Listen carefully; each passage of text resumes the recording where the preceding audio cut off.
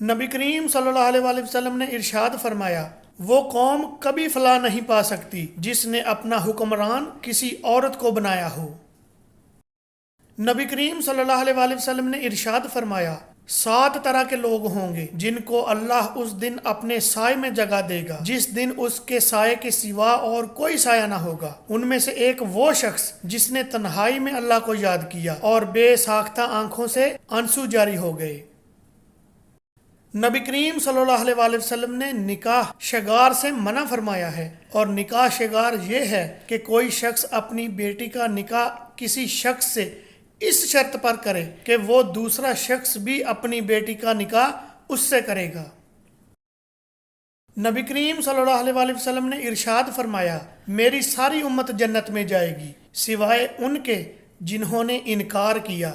صحابہ رضی اللہ تعالیٰ عنہ نے عرض کیا، یا رسول اللہ صلی اللہ علیہ وسلم، انکار کون کرے گا؟ فرمایا، جو میری اطاعت کرے گا وہ جنت میں داخل ہوگا، اور جو میری نافرمانی کرے گا اس نے انکار کیا۔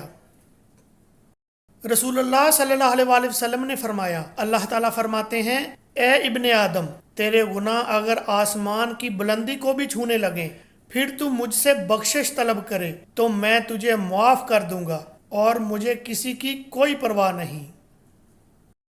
نبی کریم صلی اللہ علیہ وسلم نے ارشاد فرمایا، بے شک اللہ تعالیٰ نہایت رحم کرنے والا، بڑا باحیا ہے، بہت قدردان ہے۔ اسے حیا آتی ہے کہ اس کا بندہ اس کی طرف ہاتھ اٹھائے اور وہ اسے خیر تھمائے بغیر لوٹا دے۔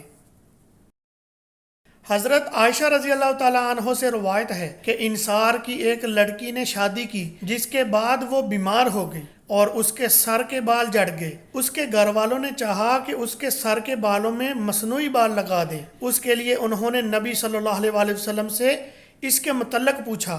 آپ صلی اللہ علیہ وسلم نے فرمایا کہ اللہ نے مصنوعی بال جوڑنے والی اور جڑوانے والی دونوں پر لعنت بھیجی ہے۔